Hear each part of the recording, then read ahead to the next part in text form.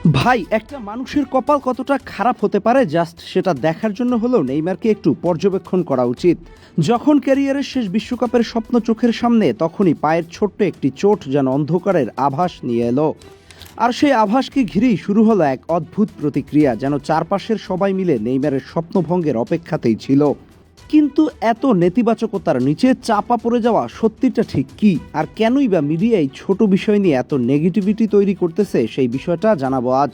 নেইমারের বিরুদ্ধে বর্তমানে এই বিতর্কের কেন্দ্রে যে ইনজুরিটি আছে, তার গুরুত্ব বোঝার জন্য চিকিৎসার ভাষায় যেতে হবে।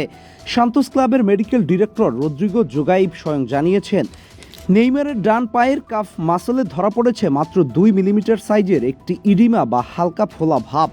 ফুটবলের কঠিন দুনিয়ায় এটি এমন কিছুই নয় যা কোনো খেলোয়াড়কে মাসখানের জন্য বিছানায় শুয়ে রাখে। চিকিৎসকের ভাষ্য অনুযায়ী জাতীয় দলের ক্যাম্পে যোগ দেওয়ার সময় নির্ধারিত হলে ততদিনে এই সমস্যা পুরোপুরি মিটে যাওয়ার কথা। এটা এতটুকুর মধ্যেই সীমাবদ্ধ, এর বেশি কিছুই নয়। অথচ এই ছোট বিষয়টি নিয়ে গড়ে উঠেছে একটি জটিল গুঞ্জলের জাল, যেখানে প্রশ্ন উঠেছে, নেইমার কি আদৌ ইনজুর্ড অবস্থায় জাতীয় দলে ডাক পেয়েছেন? সান্তোসের সবচেয়ে বিশ্বস্ত সাংবাদিক লুকাস মুসেত্তি, যার প্রতিটি খবরকে সত্যতার নিরিখে 100% নিখুঁত বলে মানা হয়, তিনি এই গুঞ্জন সরাসরি উড়িয়ে দিয়েছেন। তিনি পরিষ্কার ভাষায় বলেছেন, অনেকেই বলেছে নেইমার ইনজুর্ড অবস্থায় দলে ডাক পেয়েছে, কিন্তু সেটা সত্য নয়। অর্থাৎ জাতীয় দলের দরজা তার জন্য খোলার সময় কোনো চিকিৎসাগত জটিলতা বা ভুল তথ্যের ছায়া ছিল না। এর আগে যখন তাকে নিয়ে শঙ্কা ছিল যে সে সুযোগই পাবে না, তখন মিডিয়া সেই গল্প ফলাও করে প্রচার করেছিল। আর এখন দল ঘোষণা হয়ে গেলে নতুন বুলি তৈরি হয়েছে, ভুল করে তাকে ডাকা হয়েছে, অথবা সে হয়তো খেলতেই পারবে না। মুসেত্তি আরও একটি চাঞ্চল্যকর দাবি খণ্ডন করেছেন। কিছু মহল থেকে বলা হচ্ছিল, কোচ কার্লো আনচেলত্তি নাকি চুক্তি নবায়নের চাপে কিংবা কিছু প্রভাবশালী ব্যক্তির নির্দেশে বাধ্য হয়ে নেইমারকে দলে নিয়েছেন।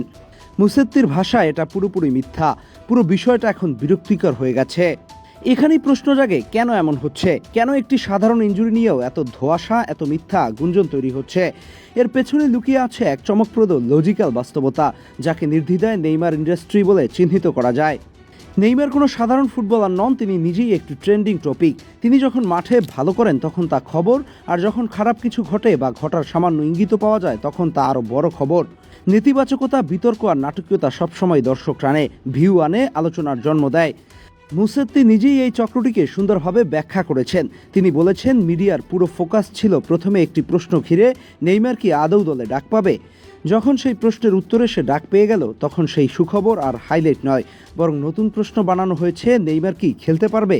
মুসেত্তির ভবিষ্যৎবাণী, এর পরের প্রশ্ন হবে, সে কি তাহলে শুরুর একাদশে জায়গা পাবে।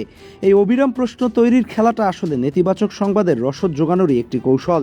খেলা মানে তো কেবল গোল কিংবা ট্রফি নয়, খেলা মানে এক অদৃশ্য যুদ্ধ, যেখানে প্রতিভা যত উজ্জ্বল, তাকে ঘিরে ষড়যন্ত্রের ছায়াও ততটা গাঢ় হয়। ছোট্ট একটি ইডিমা হয়তো নেইমারের গতি ধরে রাখতে পারবে না, কিন্তু নেতিবাচকতার বীজবাম্পই বোধ হয় তার কেরিয়ারের শেষ অধ্যায়ের সবচেয়ে কঠিন চ্যালেঞ্জ হয়ে উঠেছে।